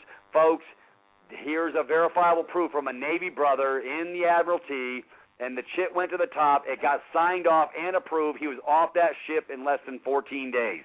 It had to get approved. Otherwise, the captain would have had to go deal with this matter with the admiral of the 7th Fleet or whatever as a denial of process because it was a mandatory request, and he put it in the box. Because he heard our show a couple days ago about talking about the damn box, and he goes, I put my shit in the box, and I got off that damn ship. And, folks, so the power of the box is, yeah, I know, the girls all got the boxes, but, hey, it's all good. We can take the box back, folks. And isn't it, hey, Peter, and that was just a coincidence, that all this happened all at the same time, and it's just a coincidence that the show was called Outside the Box. But, right. Folks, all these coincidences, you got to love it. Just coincidences, so, Marcus, keep going, buddy. Any more questions here? Yeah, please. Yeah, please. So okay, I think I'm clear on this now that whenever you're dealing with this commercial system and you're drafting up paper or you're drafting a presentment of some type to actually give or offer to them, and you actually box it the way that you said, now it becomes a whole separate matter because they can't deal with it the way that they do, let's say, in the normal course of doing business that they do. They have to deal with this in a different way now. Well, it's true. Because they no longer have an encumbered, no longer have an unencumbered signature. It's now encumbered. That's a good word. That's the word of the day, folks. Go look it up, encumbered and unencumbered, and you'll understand what it means. I like to do a little wordsmithing myself, but that is the keys to the kingdom, because when you give it unencumbered, i.e. open-ended, without no reservation of right or anything like that, this basically gives them carte blanche authority to hypothecate all this stuff at will because you didn't reserve a right and they figure you gave it over. It's like signing for a bank account and with an unencumbered signature. You gave over, just like when you register your car, just like when you file for a driver's license. You gave them an unencumbered signature, which allowed them to hypothecate bonds in your name. So you always want an encumbered. So do you understand now? So once you put an encumberment on it, it basically it's like a desk weight. This is going to fall to the floor. It can't go nowhere. There's no more rehypothecation of anything of that signature. It's a dead letter, folks. And something else, just to jump in here, Peter, regardless of what it may or may not be in its fullest context, what it is a major anchor that they have to work around. And I mean, these are little tricks they've been using for a long time. Another thing that a lot of people don't realize, when they put their signature across a line on a check, it's not actually a line, it's microprint. Get a magnifying glass out, you'll see it. The microprint is the company's underwriting of that document. And as soon as you sign your name on that line, what you have done is you've created yourself as you are now the underwriter of the document, because you've crossed the line. Look at all these magical little sayings that were always there, but we didn't know what the hell we were saying. And like I tell people, if you're out in left field, you're not in your right mind. And that's where we need to be. We need to be creative, and we need to get outside the box and start dealing these guys back with a whole lot of love and a whole lot of fun. And I do have a lot of fun. And I tell you, I've been through the mill, and I look at them now and I laugh. There is no fear here. It's about, guys, you know what? I'm onto your game. I know exactly what to say, when to say it. And that's when you become the invincible, when you know who you are. And Patrice, what a beautiful example. And Peter, you guys, Tony, are just amazing examples of showing people exactly what it means to know thyself. Thank you. You're living up to my family motto. What a coincidence. Thompson, nos que ipsum, know thyself. Get over it. Carry on. Hey, boo-boo. Hey, boo-boo, how about a nice picnic basket? Hey, yeah, and just for Marcus, forget about it. Hey, forget about it. Hey, have a cup of coffee with your sausage. Hey, forget about it. Yeah, forget about it. Forget about it. It's no thing. Forget about it. Hey, yeah. Okay, Go park the car. Hey, go park the car, will you? Hey, forget about it. You So Jersey now boy. I'm clear. Now I'm clear. Now I'm actually clear on that, and that makes sense. And now it's actually caused more of a paradigm shift for me because, like I said, I've seen people go into court, and some of them get wins because they get them hands down on some technicalities. But most people that I see get steamrolled, flat like day-old beer that's been left open, steamrolled, and they can have a well put together presentation. It can cover all the points, but when you get in there, it's like all of a sudden there's these games going on.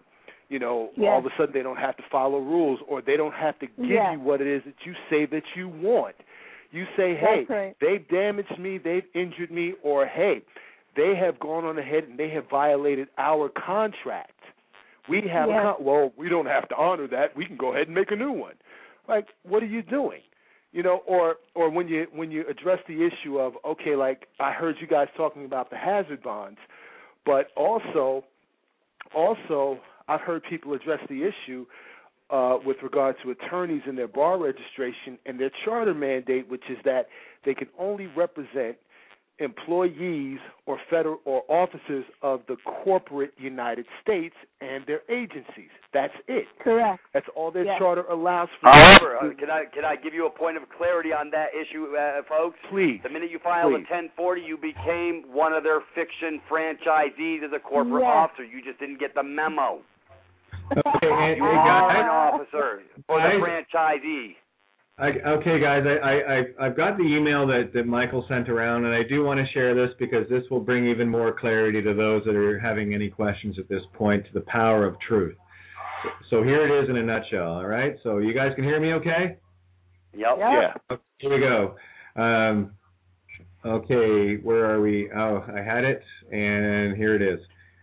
I just got to open it up. Okay, so this is a brief summary of what happened. This is Michael, who was in court yesterday, and Peter had the opportunity to talk to him one-on-one. So here's a brief summary. Actually, it was this morning. This morning. Okay, so here's the email that we got, and I forwarded it to you, Peter. I've been trying to tell you that all night, and I haven't had a chance, and I keep forgetting to. Here it is. So here's what happened. The judge asked me at least 4 times if I was blank blank, all caps name, and I consistently responded with, I am the beneficiary of that estate.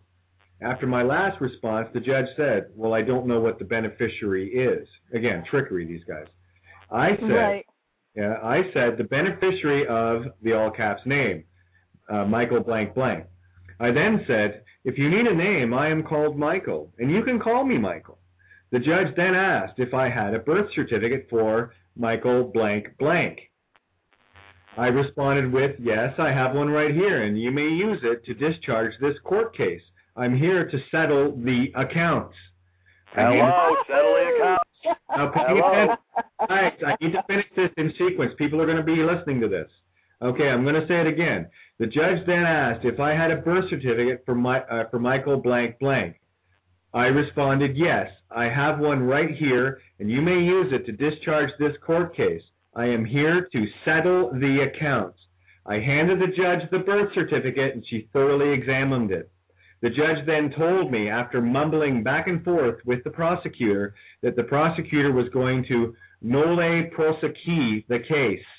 The judge finished by saying, Michael blank blank is free to leave, and Michael, you are free to leave. Thank you. I said thank you and left. Now take a look again at what the judge said to me. Both the estate Michael blank blank and the living man Michael are free to leave. Peace, love, and light to you all, Michael. Now, let's have some fun. I'm going to look up nolle prosequi. We got 13 minutes, so let's do a little bit of a wrap-up here, Peter, Patrice, and let's take this puppy home because this is the show of shows. This is the show you've all been working for. So carry on. Right. Yeah, well, I think Gloria had some things happen today because she and I have similar clowns in the Rhode Island court that have tormented us. We've got the same cast of characters. So sometimes I'm able to help Gloria do things, and this administrative stuff has been an important one that I've been trying to educate people on. Okay, Patrice. I know there's a lot of movement in that. Yes? Patrice, I've opened Gloria's line again. There was a bit of feedback, so we keep in mind we got like 11 minutes, and I need a couple of minutes to wrap up. So just keep that in mind. Yes. Yes. So the administrative thing has been hard to teach because it's been a fast-moving, unfolding stuff that we've been learning, and I know Rod Class has done a lot of really good work in that. He's educated a lot of people, and to really distinguish between the administrative and the judicial, and even listening to James Thomas talk about how we have to have ways to communicate with their administrative processes. There's the bridge, there's ways of dealing with the legal fiction, there's ways of communicating with them, which of course was the word my Wyoming trooper used with me yesterday repeatedly. I need to communicate with you. I don't know how many times you said that. Yeah. I need to get this out because people need to hear this. I just used the term nolle prosequi.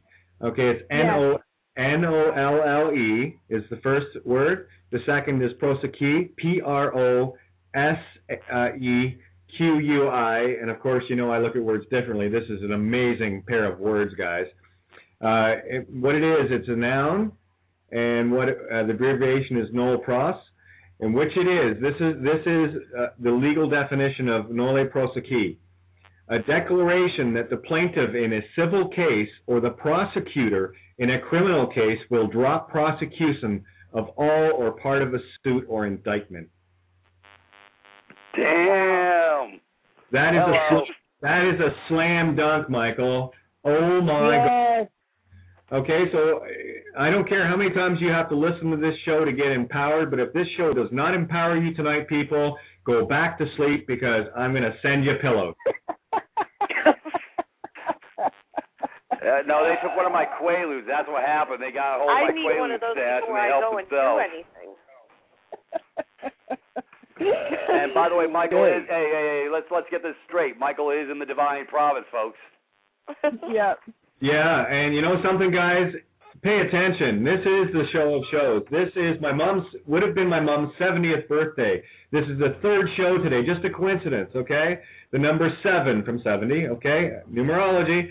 And we got 3 shows today, which is 3 times 7 is 21, which is the number, the Greek letter of the spirit. Psi. PSI. Look at that. It looks like we put some PSI into this balloon, huh? Yep. I can save this. Oh, I'm sorry. Go ahead. Go ahead. Go ahead, Marcus. No, I was just going to say that I've listened to shows before, but never one like this, where not only do you talk about the situations that are going on, but you actually give people remedy so that they can go and do exactly what it is they need to do, and that can be duplicated. I have not heard a show like this. That's outside the box for you. We're normal. This is a normal show for us, guys. We just bring your friends. We talk about all this stuff all the time. About time you caught on. I love you. Hey, Marcus, you need to go over to my audios page at suijuris.me and catch up on the back shows I've done over the last week and a half, and it'll blow your brains out, bro. I'm talking about stuff that. This is the meat and potatoes. They've been jamming up our show now for the last 3 weeks. Every time Kate comes on the call, they've been blowing her out the door because we're dealing with issues of substance, real substance, because they're caught with their hand in the proverbial cookie jar on a whole different level, bro. And I do have to share this because of the nature of the two-spirit being that I am. Every day is now declared International Hug a Tranny Day. So there you go. The trannies bring it. Oh, gosh. Gotta keep it real, gotta keep it fun. That's my game, and truth is fun. I'm having a field day, guys. You have no idea the birthday gift this was for in the ether for the energy that was my mom, and I cannot thank you guys enough. Patrice, could I interrupt? Yeah, jump in. Patrice, tell them what Chrissy, she was 15 and a half, blew him away without for not getting on the family court seat. Oh yeah, we last year She's at in this training, time, my daughter. including I talked to Chrissy a lot, so we've got a couple of young bright minds that are coming up. Of course, we want to encourage the youth, right? So she spoke out at a judicial nominating commission, a public forum, about her story with a guy that was due to he was on the list to become a judge, probably their top pick. And by the end of the night, after she spoke and a couple of others of us spoke about what he had done, his chicanery in the courts, by the end of the night, the commission, the 9-panel commission, had not only not given him a single vote, his name was struck from the list of nominations completely. Oh, you guys didn't muddy the water. You didn't muddy the water on a judge to be, did you? How dare you? Right. Here, here. That's beautiful. That's beautiful. Yeah. Here, She here. was only Well done. 15 and a half. Oh, then maybe. Yeah. Can you imagine her in 5 years when she actually knows something? Oh, she's Yeah, we need to we get her in the divine province yesterday. Yes. Oh, Yes, beautiful, yes. beautiful. And I do want to get people to know that they need to go to the Postmaster General NA. I've got the site up here. I did have it up. Oh, I was checking mail because I wanted to find that document. But I need people to get this information stat, because this is where you're going to find yourself back at home. It's postmastergeneral.org. You guys need to get there and get off the plantation. What we're presenting to you are the means to do a rearguard action as you do that. And that's it. We're walking between the worlds here, guys, on this show. And that's the perfect singularity of the duality. And I got to tell you guys, just the energy and everything you've shared tonight is amazing. I will say this, for those listening, if you want to get a copy of the show, it's downloadable right after the show. If you're listening, just wait for it, refresh your page, and you can right-click, download this episode, and save target as, and you'll get it on your computer. I would ask that you get this show viral as quickly as possible. Make this the gift of gifts. Truth is the biggest and best gift of all. And also, you can go to freedomreigns.us to also locate the chat room and locate the different archived episodes. So just, I want you guys to know that. Make this available to everyone. Don't be selfish. Pass it on. Oh, hey, by the way, when they go to the new cover page of the PMNGA or whatever, what you just gave them, we got the new $100 bill on there, and the Postmaster General actually posted it on the site on the very front page when you go in through the door. And I was posting that on Roto-Rooter earlier this morning, and it's now on the front and center page. Folks, some interesting stuff happening. Go to the PMG site and go take a look at this $100 bill and get the game. Again, busting them before they get a chance to put it into action. Yep. All right. It's beautiful, folks. Hey. Absolutely. Hey, Tony, I talked enough tonight, and I haven't heard enough of my co-host here on Outside the Box. So we got like 4 minutes if you want to do a quick wrap up, and actually we got 3.5 minutes. So do a quick wrap up, and if you guys want to quickly just give your sites a plug, Peter, you and Tony, isloveovermind.wordpress.com. All the links are there. Take her away, Tony. Finish the show. Okay, thank you, Kate. Some incredible information tonight. I'm sure people have been just absolutely astounded. The chat room's been absolutely stunned. Anyway, regardless, there's more information to come, but the point of the matter is if people can go to awakeconsciousawareness.com and download some basic information as to what's going on with this situation, then we can follow up with Kate's information, Santos, and obviously Divine Province stuff. I'm going to pass over now to Pete, and good night, and thanks to everybody for listening. Thank you, Tony. Thanks, Tony. Thank you, Patricia. Hey, Thank love you. you. Hey, everybody. Beautiful show. The light's on and somebody is home. It's all good. Be inspired, right? Be inspired. Have your courage. Go out there and be bold. Do you know what I love? Do you know what I love? Here we are with like 2 minutes and 25 seconds left. There's no more truth that we need to share. You just got it all. So what I'm going to say is when I finally get a chance to hang out with you, Patrice, go on by and shoot. Oh, you broke up. What are you saying? powerful, powerful truth tonight. Yeah. And we're bringing it home. We're bringing it home. And we have waited years for this, guys. This is, I got to tell you, this is the show of shows, and I've been at this for almost 5 years now. And I cannot remember in all the shows that I've ever done a show with this kind of energy and truth all wrapped up in a 2-hour episode. It just blows me away. And I can't thank you enough. You've given a gift of gifts to mankind. You really have. Oh, you have just pissed off the Pope something fierce, and I love it. I tell you what, I can't even keep talking anymore, Kate. The energy. That's what I live for. No. Yeah, well, we got 90 seconds left. That's why they're not cutting me out, because they know we've already spilled the beans. There's nothing. Okay, I do. Here we come. Yeah, exactly. I want to do a few plugs for radio stations that I'm associated with and different people. I want to do a shout out to Jim. I'm going to see you Friday, brother, and I'm looking forward to seeing my puppy. I love you. I want to do a shout out for QLP Multimedia. Johnny Guzman does great shows. You can locate him on Facebook. QLP Multimedia. We got awakeradio.co.uk, making a difference in the world. We have TruthCentralRadio.com, Tony. Absolutely, yeah. Okay, and we got thesechangingtimes.ning.com.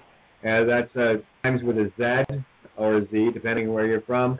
We have got so many people. You can get me on Facebook at kate.renee.5, the number, and my email, katierenee@live.ca. It's on the blog page. Make yourself available. I am here to serve. That's what I came here to do, and you guys just make my job so easy. So easy. Okay, let's do a shout out. One shout out for SuiJuris.me. That's where I post all the audios on the audio section. So that's Sui, S-U, huh? Yeah, SuiJuris.me. Very good. All right, love to all tuning in to Outside the Box. We'll catch you on Friday night. Love you. Very good. Bye-bye. Bye. Good night, guys. Good night. Love you. Night, Tony. Good Bye, night, Patrice. Love you. you. everyone. Good night, and thank you very much. Thank you. God bless.